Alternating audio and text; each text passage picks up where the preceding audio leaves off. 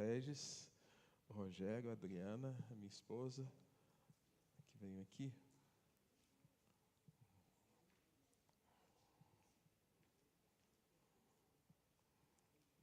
A Sara não pôde vir hoje, a Sara está cuidando da cachorrinha, a cachorrinha está passando mal.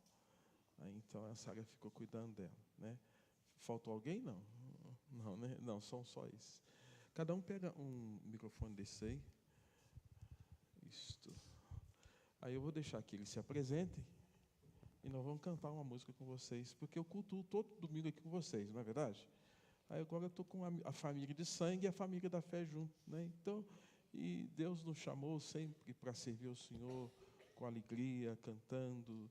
Nossa vida foi sempre na primeira igreja de Juiz de Fora. Eu sou o único filho pródigo, tá?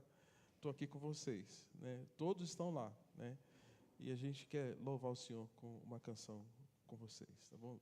Se apresentem, né? E depois. Preciso falar quem sou?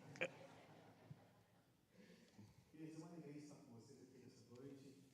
Meu nome é Regis, sou pastor do Oitava Igreja Presbiteriana de Fora. Estou de férias, até dia 25 de julho. Dia 26 estarei indo para Manaus para representar o nosso império na Ilha do Senhor Concílio. Sou pastor da igreja há 20 anos. Eu plantei a igreja, porque da primeira igreja que nós crescemos, e desde então a igreja tem aguentado lá, né? E a gente continua pastoreando, e é uma alegria estar aqui com vocês essa noite para celebrar o nosso Deus. Juntamente com a minha família, e são minhas ovelhas também. São ovelhas, mas também a minha família. Então é uma alegria estar com vocês aqui. Minha esposa Marcela, de pé para ser conhecida, né? Meus filhos, Gustavo Companheiro, Felipe, aquele petitinho lá, um tem 14 anos, o outro tem 6 anos, né? E deu para perceber que eu sou uma versão melhorada do pastor, né? Meu nome é Adriana, sou cunhada do pastor. Alguns já me conhecem, que volta e meia o Rogério estamos aqui, né? Então, alguns já conhecem a gente. A gente já é figurinha fácil aqui, né? E sou ovelha do pastor Regis, na Oitava Igreja de Juiz de Fora. Ninguém me conhece na igreja também, né? Eu sou o Rogério, sou o segundo na hierarquia da família, né? O pastor Reginei primeiro, eu o segundo. Eu sou presbítero lá na Oitava Igreja, junto com o Regis, sou ovelha também. E é uma alegria estarmos aqui e revermos irmãos que a gente aprende a amar em tão pouco tempo, mas Deus faz nascer um amor no nosso coração por vocês. Estou aqui com a minha mãe, né, que vocês já conhecem, Dona Lourdes, com a minha filha Pietra e com meu filho Mateus. E a gente vai cantar aqui agora uma canção que eu creio que todos vocês já conheçam. Uma canção fácil, mas uma canção que fala muito ao nosso coração. É uma canção que o nosso pai gostava muito. E é uma canção que nos faz refletir acerca da nossa fé, acerca do louvor. Salmo 34, versículo 1, fala que a gente tem que louvar em todo tempo, que o louvor do Senhor deverá estar sempre onde? Nos nossos lábios. E é louvar através das nossas orações, através do coral, através dos cânticos, através da nossa vida. E às vezes a gente acha que louvar é só no tempo de alegria, mas louvar é em todo tempo. Louvar é agradecer a Deus, porque a graça dele um dia nos alcançou e hoje nós podemos estar aqui, ouvindo a sua palavra, levantando as nossas vozes para podermos estar adorando a nosso Deus. Às vezes as pessoas aí fora não compreendem o que é isso, mas o Evangelho, ele é loucura. Quem está aí fora nunca vai compreender que a gente vai agradecer a Deus quando a gente está passando por uma provação, quando a gente está triste, quando a gente está doente, quando a gente está feliz, quando a gente está alegre, é em todo tempo. Só que às vezes até a gente que está dentro da igreja, muitas vezes a gente esquece disso, né? Esquece de agradecer a Deus por tanto que Deus tem feito nas nossas vidas. A todo tempo Deus tem trabalhado na minha vida, a todo tempo você tem sido abençoado por Deus. E E às vezes a gente não percebe nas pequenas coisas que a gente quer que as grandes coisas aconteçam. A gente quer ver os montes se moverem, a gente quer ver uma cura, como Deus curou a minha vida. Mas Deus trouxe você aqui hoje para escutar a palavra, para ouvir o coral, para adorá-lo, para louvá-lo. Isso é motivo de nós agradecermos, de nós o louvarmos. E eu queria convidar você que nessa noite você cantasse conosco essa música, mas cantasse de uma forma diferente. O cântico, o louvor, não tem que sair simplesmente do nosso lábio, tem que sair do nosso coração, tem que ser uma verdade na nossa vida. Eu queria te convidar a ficar de pé, se você puder, para que nós pudéssemos estar juntos como igreja, adorando a nosso Deus. Amém?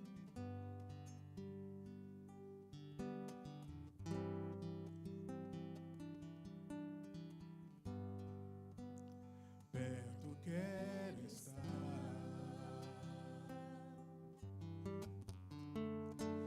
junto aos teus pés, pois prazer maior não há que me render e te adorar. Tudo que há em mim, Senhor, tudo que há em mim,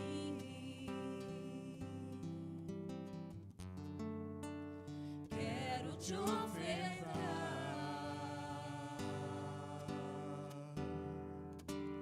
mas ainda é pouco, eu sei, se comparado ao que ganhei. Não sou apenas servo, teu amigo me tornei.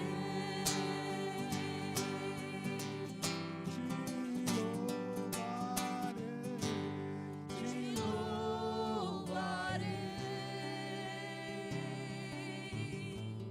Não importam as circunstâncias, adorarei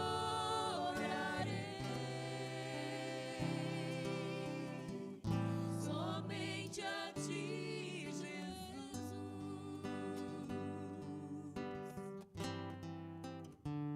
Perto quero estar, junto aos teus pés, pois prazer maior não há que me render e te adorar. Tudo que há em mim, quero te ofertar, mas ainda é pouco, eu sei, se comparado ao que ganhei. Não sou apenas servo, teu amigo me tornei.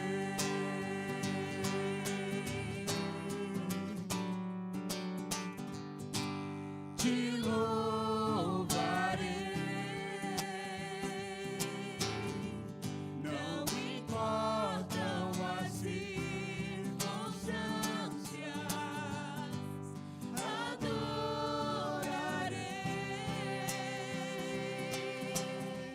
somente a ti, Jesus.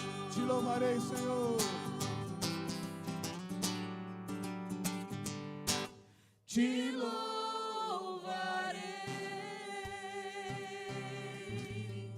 Não importam as circunstâncias, adorarei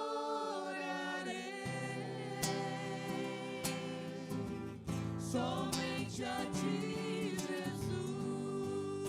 Somente a ti, Jesus. Somente a ti, Jesus. Somente a ti, Jesus. Somente a ti,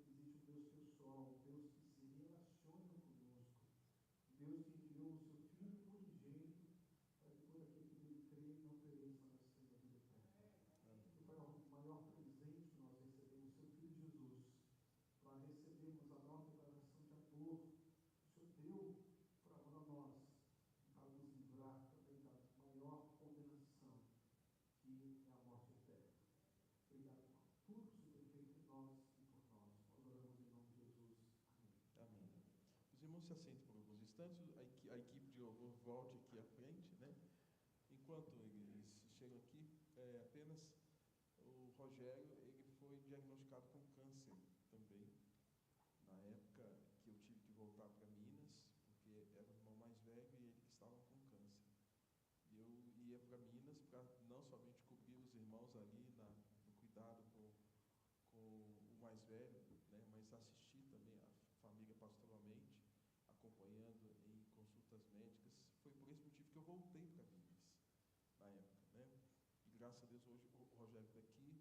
Depois disso veio a doença do nosso pai, né, Sonilson, diácono da igreja que o Senhor chamou, mas a nossa fé tem sido preservada diante do Senhor, apesar das lutas e dificuldades. Ou seja, eu perdi um pai, minha mãe perdeu o marido, nós perdemos um irmão nesse meio tempo. Às vezes o pessoal acha que é muito fácil a vida de pastor, né?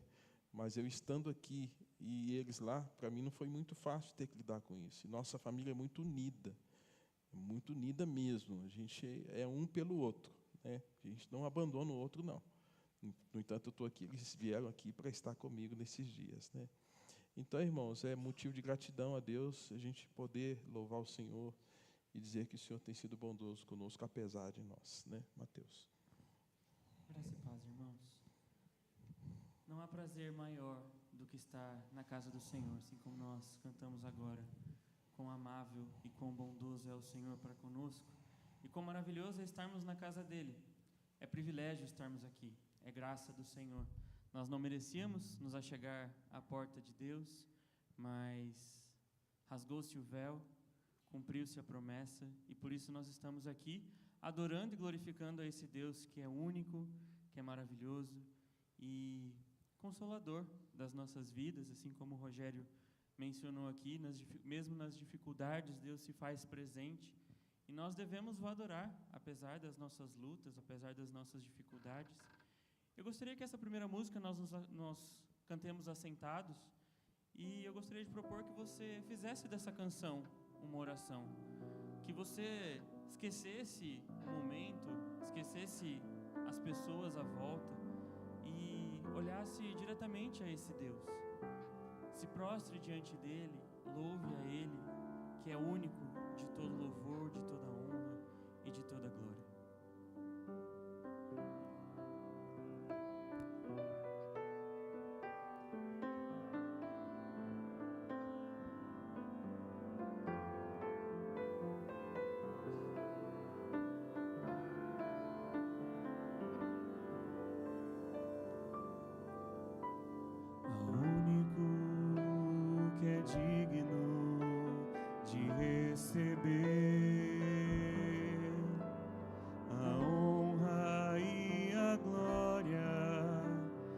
Força e o poder.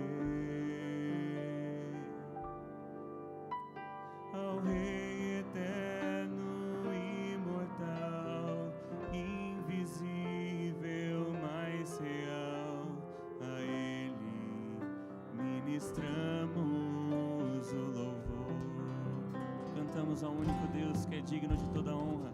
Único que é digno de receber a honra e a glória, a força e o poder. Ao Rei eterno, imortal, invisível, mais real, nós te sentimos, Senhor, e ministramos a ti o louvor que é devido.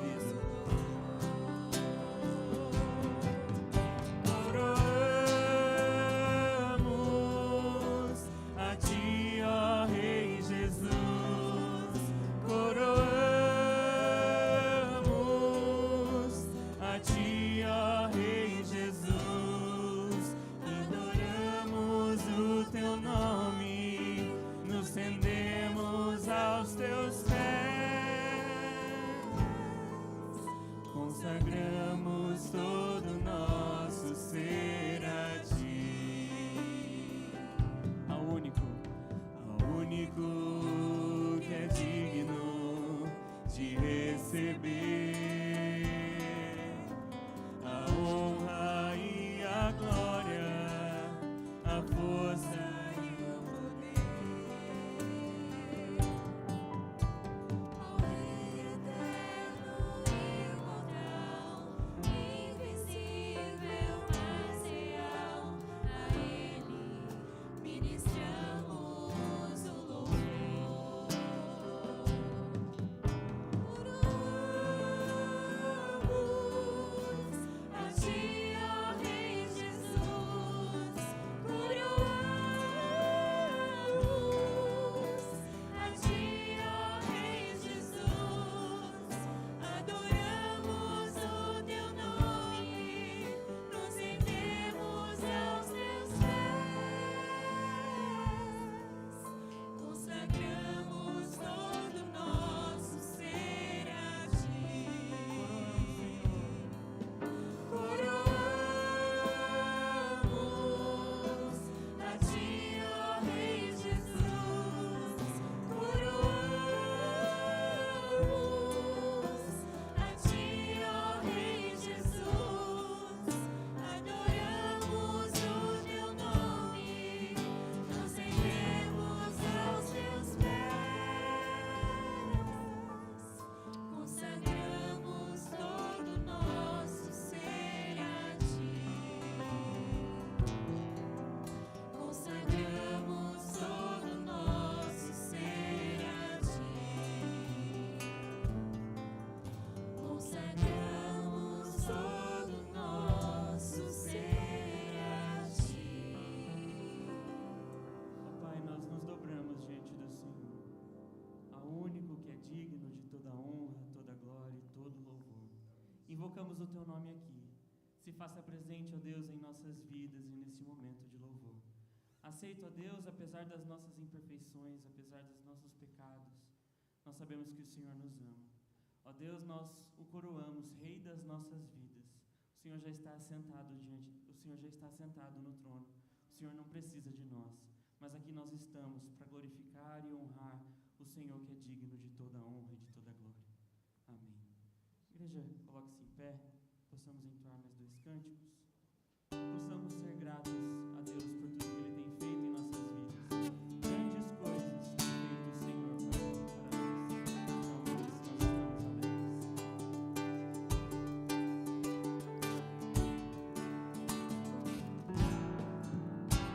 Por tudo que tens feito, por tudo que vais fazer, por tuas promessas e tudo que és, eu quero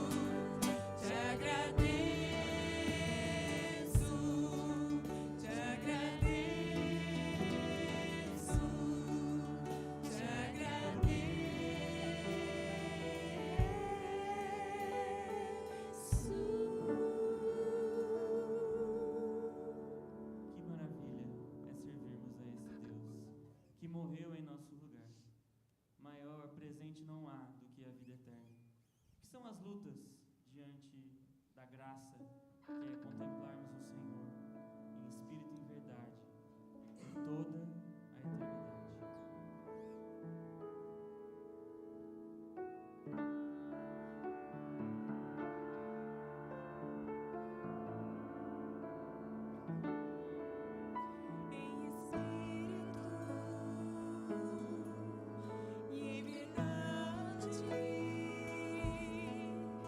Te adoramos.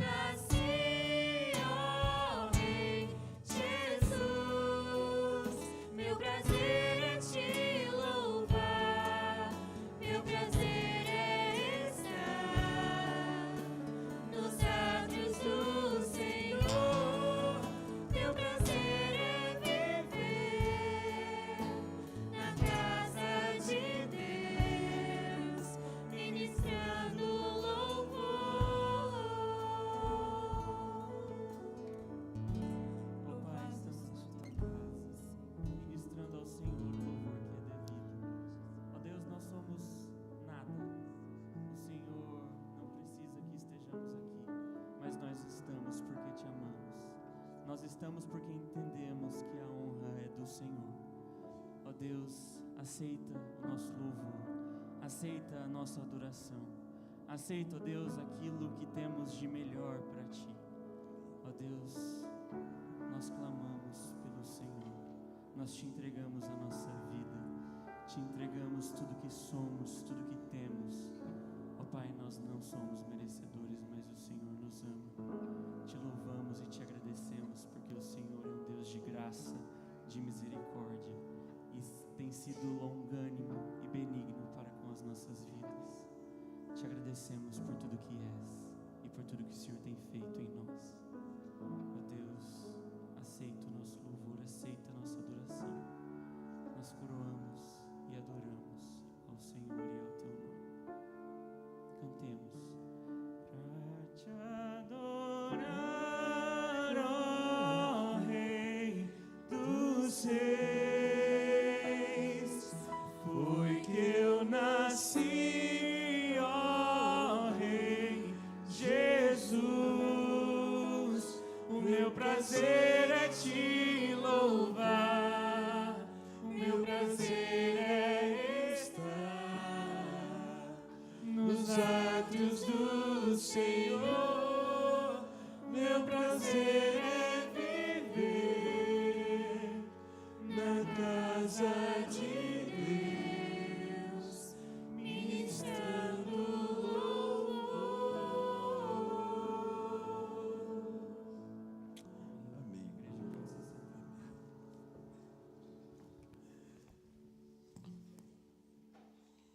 Se há crianças hoje, as crianças, na verdade, até a idade de 6 anos, né?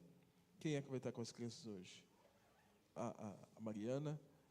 As crianças, então, podem vir até 6 anos. Acho que só o Felipe. Tem versículo? Não tem versículo? Então, tá bom. Eduardo, então ore pelos dízimos e pelas ofertas. Oremos. Não, só essa faixa etária mesmo. Senhor, nosso Deus poderoso, agradecido, Senhor, por mais essa oportunidade de estarmos aqui na Tua casa, Senhor. E também, Senhor, pelas crianças, Senhor, que vão receber os Teus ensinamentos, Senhor. E também, Senhor, pelos dízimos, Senhor, que sejam usados em Tua casa, Senhor. E por tudo que tem feito por nós, Senhor, mais esse dia. Agradecidos de estarmos aqui, Senhor. Em nome de Jesus, eu lhe agradeço por tudo. Amém. Amém. Amém. Deus abençoe. Irmãos, palavra do Senhor nesta noite em João capítulo de número 15. Abra a sua Bíblia em João capítulo 15.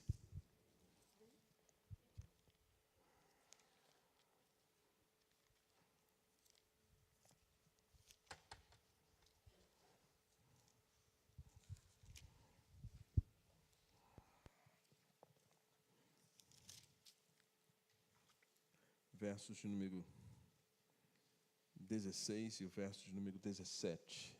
João capítulo 15, verso 16 e o verso 17. A palavra do Senhor reforça o nosso conhecimento sobre nosso Deus e o que Ele espera de nós, o que Ele quer de nós, né? Leiamos João 15, 16 e 17.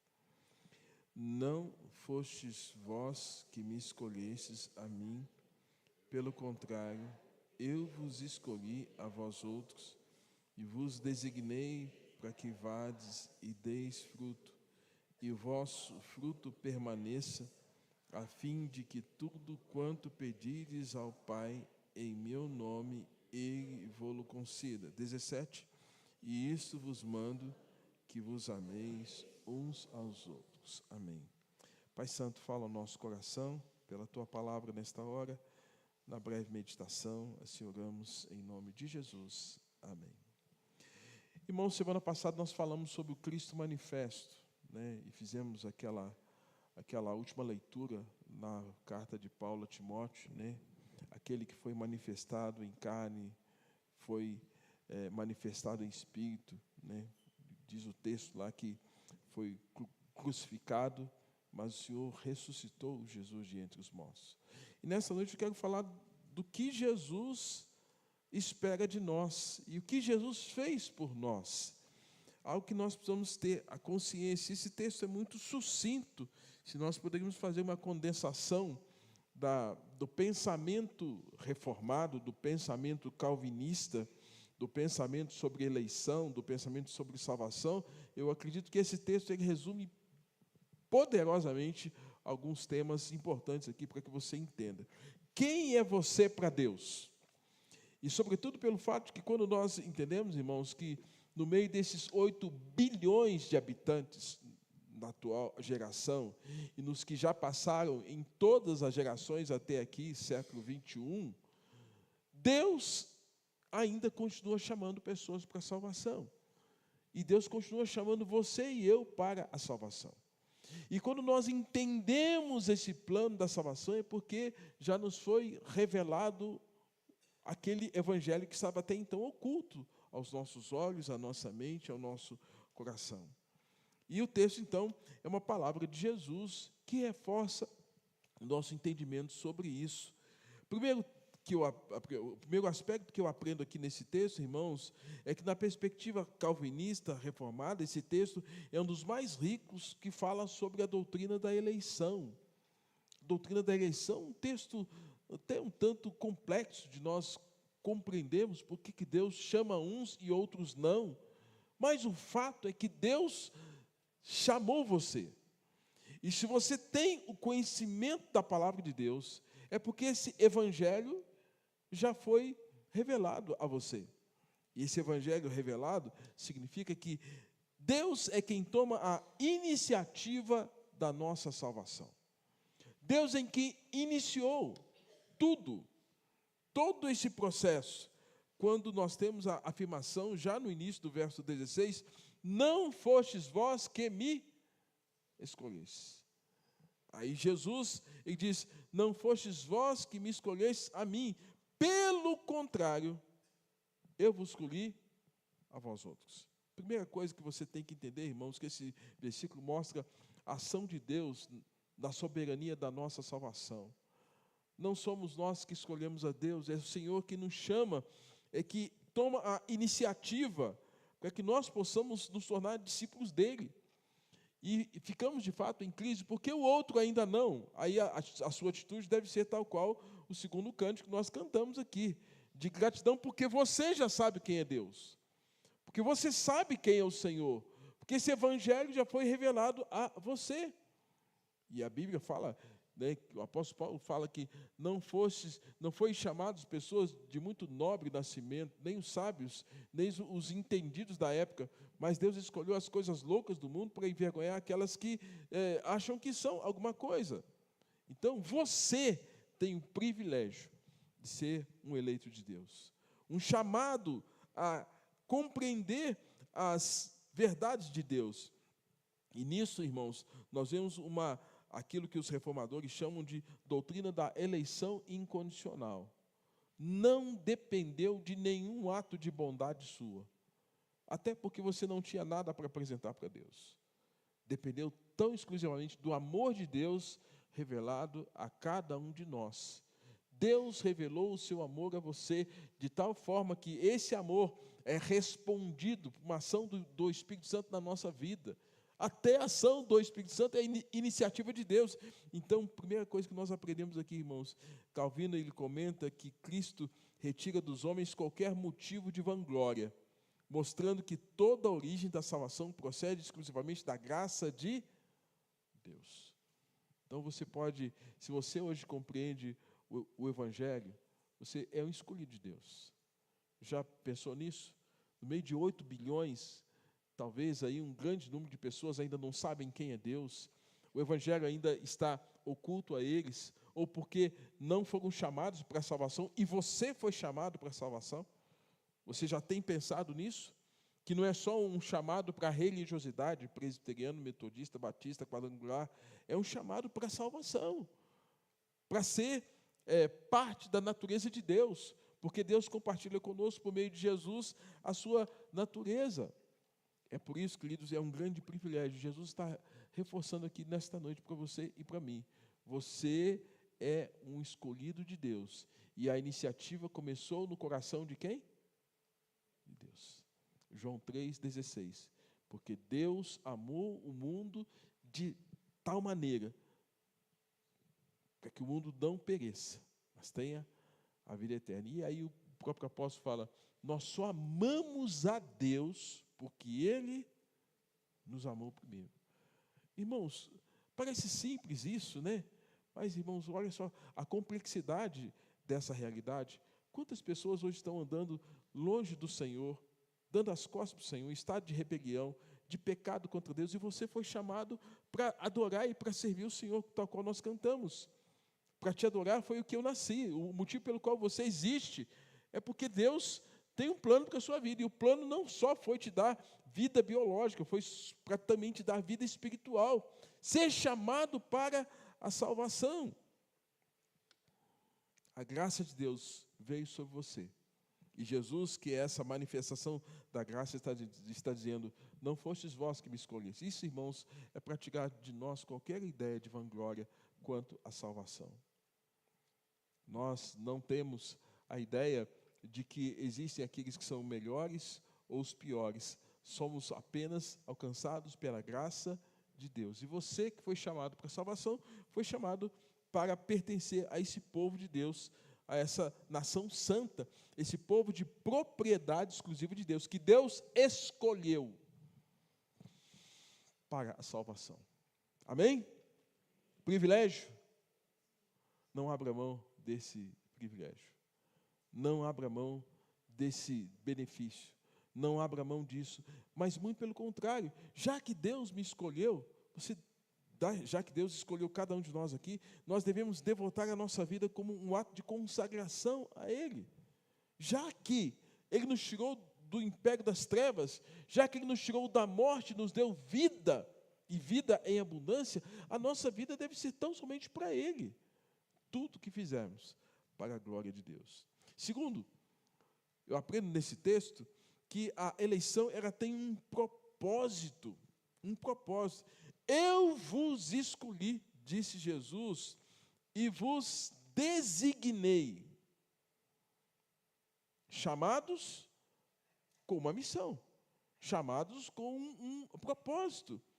Não há, de forma alguma, um chamado aleatório. Não sei nem por que eu chamei esses homens para a salvação. É bem provável que muitos crentes ainda não estejam maduros o suficiente para saberem que eles foram chamados por um propósito. Mas Deus tem um propósito para a sua salvação. E aí, na teologia reformada, Deus nunca escolhe alguém apenas para conceder privilégios, mas também para uma missão. Eu falo que, às vezes, há aqueles que inequivocamente passam a ser os que chamamos de crentes de 3 S's: salvos, sentados e sossegados. Eu estou salvo, eu não preciso fazer mais nada, porque agora eu gozo do berço esplêndido da salvação, os benefícios da salvação. Eu não preciso mais lutar contra o pecado, eu não preciso lutar contra a carne, eu não preciso lutar contra o mundo, porque eu sou eleito. Irmãos, essa eleição não está na Bíblia. Essa eleição não está aqui. Não é isso que a Bíblia ensina. Não é isso que as Escrituras ensinam. E aí, não sei se vocês sabiam, existem aqueles que nós chamamos de hipercalvinistas. Os hipercalvinistas que estão acima, até das Escrituras, porque colocam Calvino num patamar de santidade, como se a palavra de Calvino, num certo sentido, mal interpretada, gerasse neles a ideia de que agora eles estão salvos e não precisam fazer absolutamente mais nada. Irmãos, isso não existe. Isso não existe. A Bíblia não ensina isso. Se nós somos eleitos em Cristo Jesus, há um propósito. Jesus não veio a essa terra sem um propósito. Ele veio com um fim. O fim pelo qual Deus estabeleceu a vinda dele. No entanto, ele diz, a minha comida é fazer a vontade daquele que me enviou. Havia um propósito para a vida de Cristo aqui na terra. E se nós somos seguidores de Cristo, não há um chamado sem propósito. E aí, a eleição ela tem um propósito. Na teologia reformada, como diz, Deus nunca escolhe alguém apenas para conceder privilégios, mas para uma missão. A eleição conduz a uma missão, ao serviço, ao testemunho, à glorificação a Deus, à santidade, à comunhão que é dada aos santos, um privilégio que o Senhor nos dá, estamos aqui adorando o Senhor, é um privilégio que é concedido aos santos. Então tem um propósito, porque em tudo isso nós cumpramos uma missão. E essa missão que nos é dada, irmãos, podemos confinar aquilo que Jesus fala em Mateus 28, de 18 a 20. Fazer discípulo de todas as nações. Estendemos a outros a mensagem que chegou até nós. Quem vai ouvir no cumprimento da missão, compete somente o Senhor. Mas a nossa missão é compartilhar, como foi dada a Israel a missão de compartilhar quem era Deus. E aí aprova Deus chamar Raabe, que era uma prostituta. Aprova Deus converter o povo de Nínive, que era um povo pagão, averso às coisas de Deus. Deus quis salvar aquele povo, Deus quis salvar Raabe, Deus quis salvar Cornélio, que não era judeu. A missão é pregar. Quem vai ser salvo compete a Deus. Mas a nossa missão, irmãos, não pode ser transferida para outros.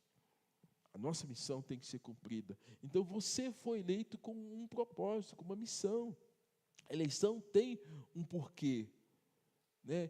E às vezes nós ficamos apenas na contemplação da salvação. Eu vou aos domingos, eu assisto o culto, eu ouço a mensagem. Não é só isso. Vai além disso. Vai além disso. E aí quando nós entendemos a integralidade da nossa missão, irmãos, olha, tantas coisas nós podemos fazer a partir do instante que nós temos a consciência de que fomos eleitos para a salvação. Há tanto serviço. É por isso que Jesus ora e nos ensina, orai para que o Senhor envie mais trabalhadores, porque a seara é grande, é muito grande, a seara é grande, mas são poucos os ceifeiros, são poucos os trabalhadores, então Ele pede que nós oremos. Então, irmãos, nós aqui podemos, em prática, orar, Senhor, manda mais músicos, manda mais gente para o coral, manda mais gente para poder ensinar para as crianças, manda mais casais, Senhor, manda mais obreiros, converta muito mais pessoas para que nós possamos cumprir a nossa missão e mais gente, entendendo acerca do chamado, da salvação, possa cumprir essa missão. A eleição tem um propósito. Você foi eleito com um propósito, não apenas para gozar as bênçãos da salvação, mas tem um propósito, tem uma missão que foi dada para você e para mim, a partir do instante que eu sei que eu sou um escolhido de Deus. Deus me chamou. E ainda que essa missão seja aparentemente impraticável, mas, irmãos, quando nós estamos com o Senhor vai abrindo os passos, os caminhos, de maneira que a missão vai sendo executada. Jonas entendeu que talvez aquela missão fosse muito difícil. Nós lemos aqui Jonas capítulo 3. Muito difícil ir para aquele lugar. No entanto, ele não queria. Não queria. Mas ele cumpriu, ainda que a contragosto. E o que aconteceu? 120 mil pessoas que não sabiam discernir entre a mão esquerda e a mão direita se converteram. Porque Jonas, a despeito do contragosto, sabe por quê? Porque Deus não está preocupado com as nossas emoções no cumprimento da missão. Às vezes a gente fica muito voltado para as nossas emoções, mas Deus não está preocupado com as nossas emoções. Deus está preocupado com a nossa obediência. Jonas não gostava dos ninivitas. Aí ele teve que aprender a amar aquele povo, né? Há quantas pessoas que vivem uma vida tão distante de Deus, moralidade, a contragosto da vontade de Deus, e por causa do Evangelho, elas ouvem o Evangelho e agora se tornam irmãos em Cristo de cada um de nós. Então, nisso, irmãos, no cumprimento da nossa missão, o resultado não compete a nós. O resultado compete a quem? A Deus. Mas nós precisamos cumprir a nossa missão. Terceiro, há evidências de frutos quando nós cumprimos a missão.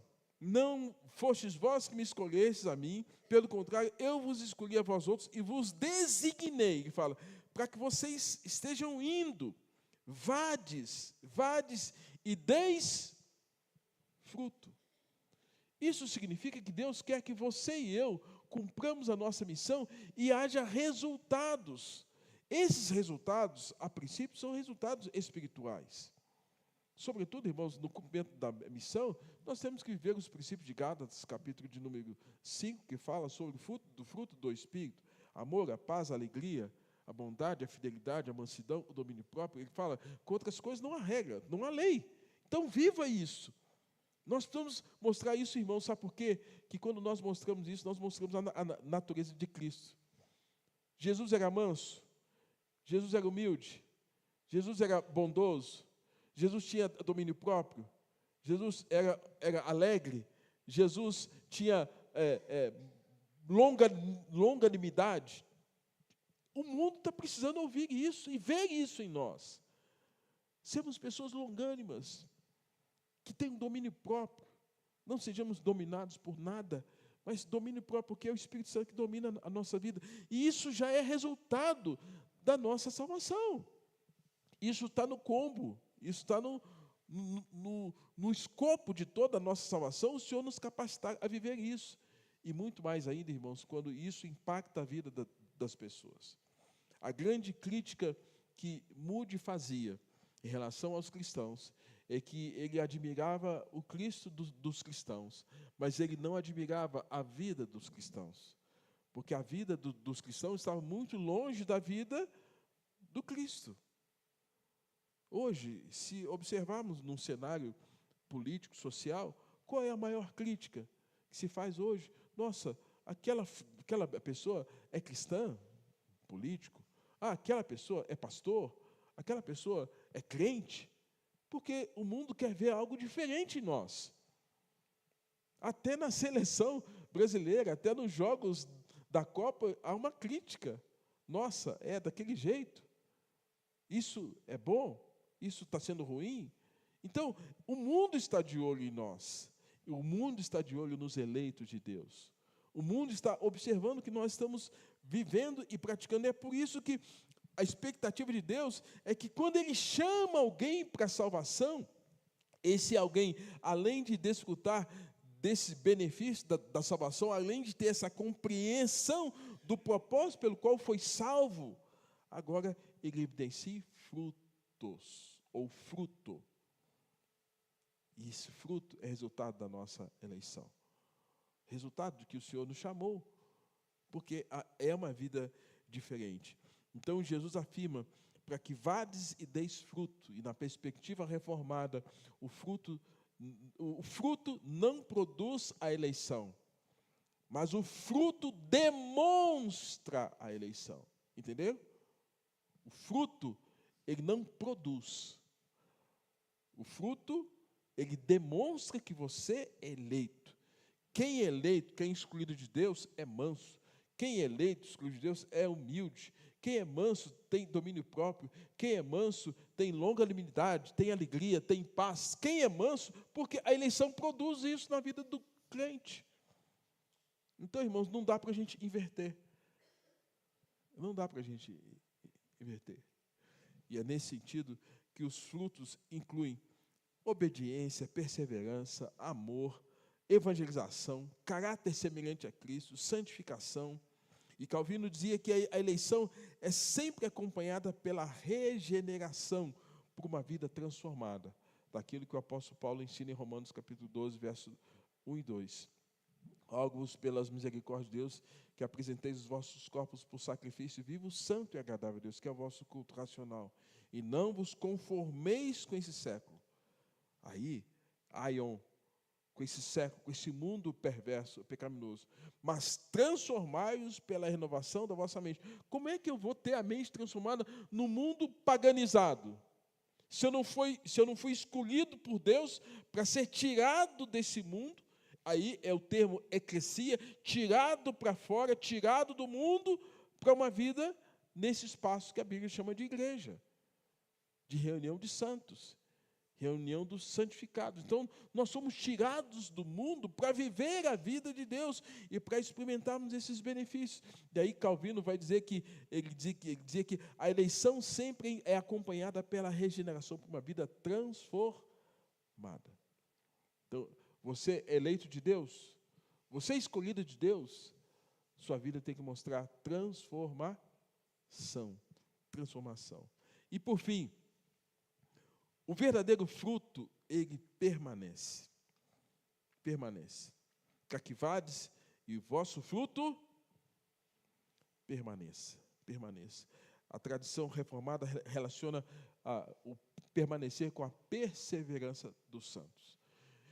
Irmãos, quando nós nos deparamos com textos como esse que nós acabamos de ler, ele nos conforta num certo sentido. Ninguém vai entrar no reino de Deus se o Senhor não chamar.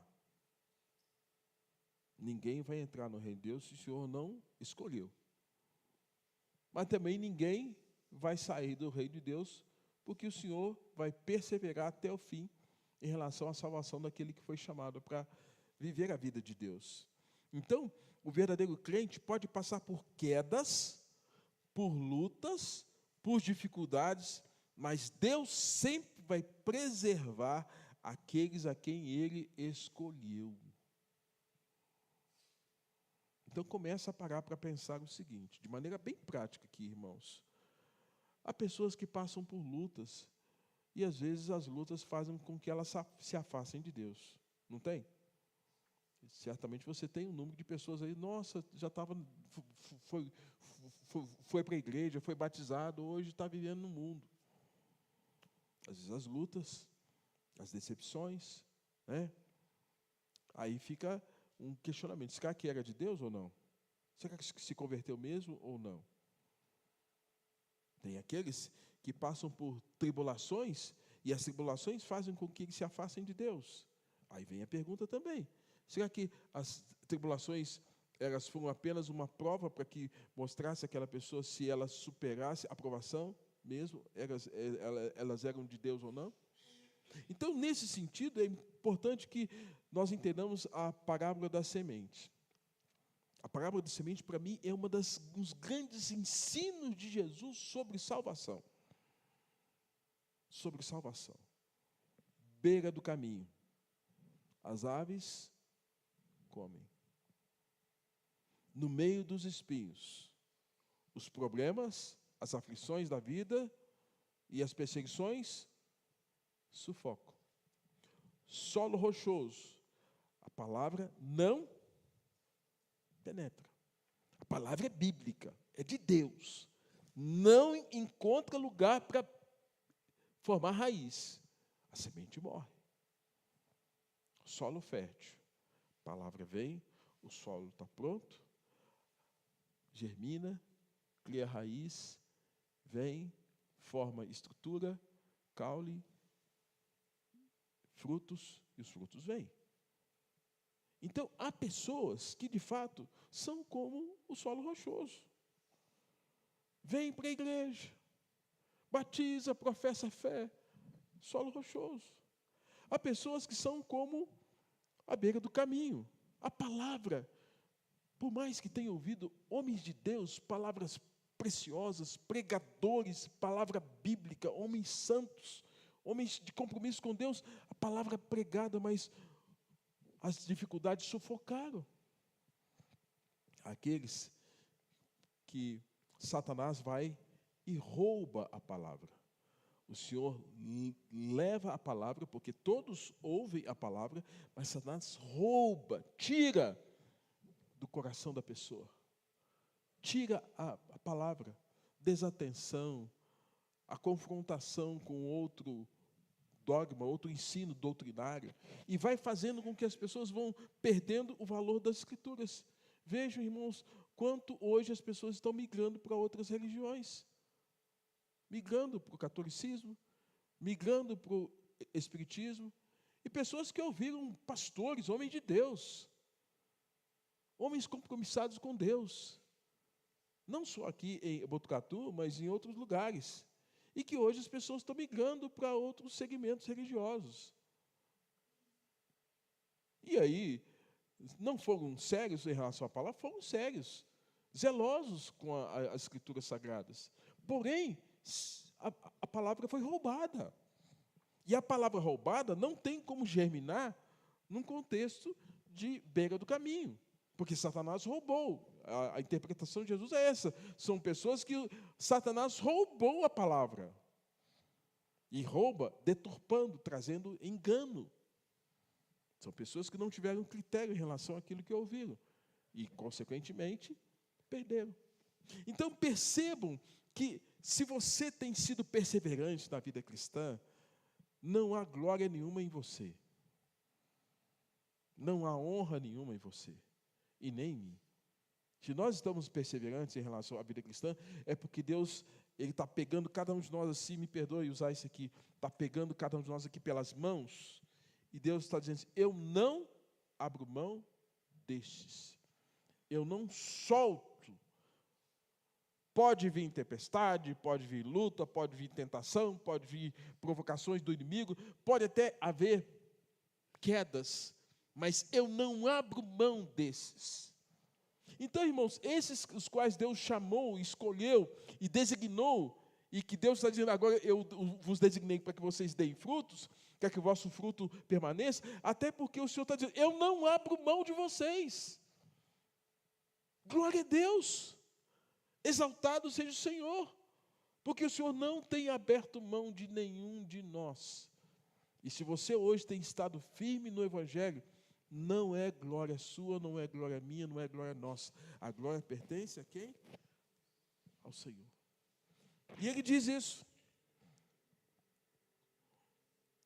Até porque Filipenses 1,16 fala, aquele que começou boa obra em vós, ele vai completar até o dia final.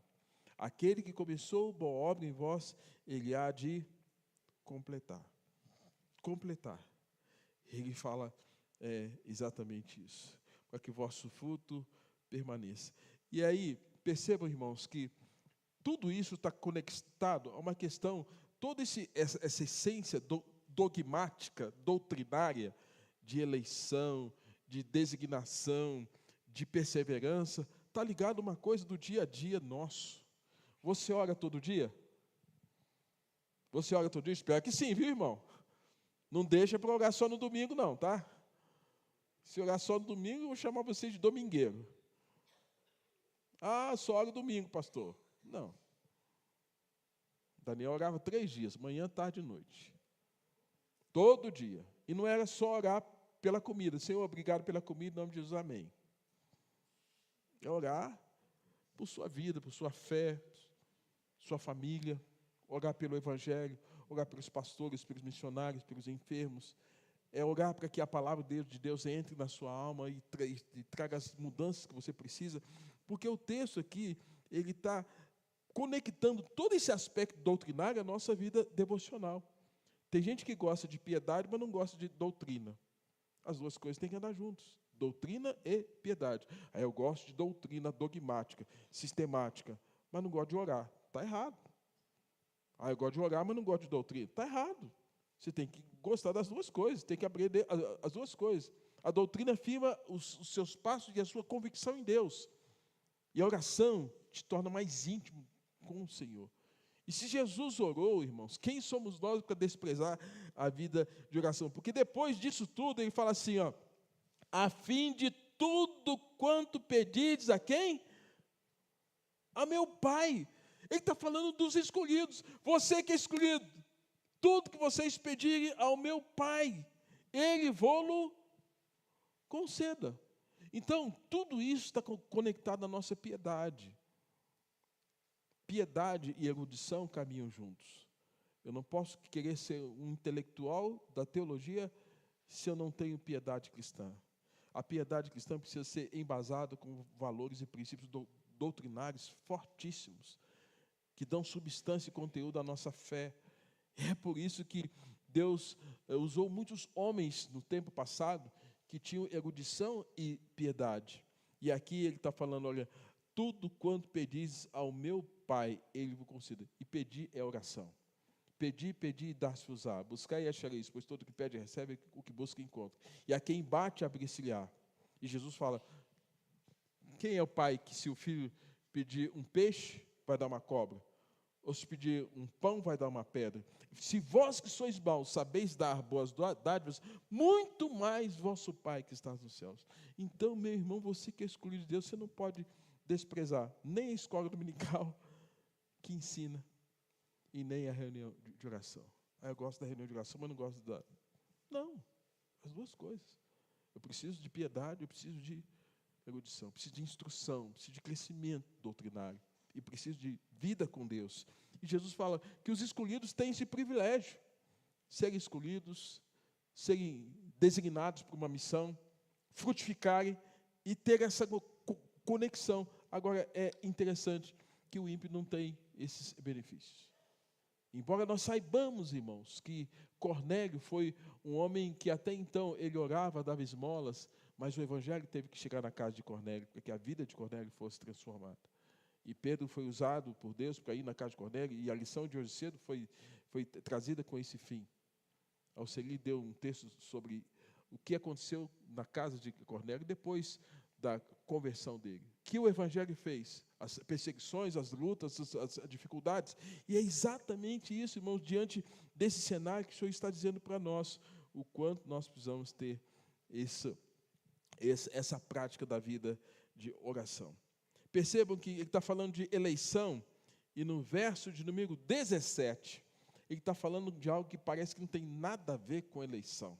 Jesus está falando de tanta coisa importante. No final do verso 17, ele está encerrando aqui praticamente parte desse conceito, dessa instrução. Ele diz assim, isto vos mando, que vos ameis uns. Ele está falando que eleito tem uma ordem de Deus, não só para cumprir a missão, mas tem um chamado de Deus para amar. Amar o eleito, amar o não eleito, não alcançado, no sentido de que possa pregar a eles. É isso que o Senhor está dizendo. E isso vos mando, não é uma opção. E isso vos mando, que vos ameis uns aos outros. E eu encerro.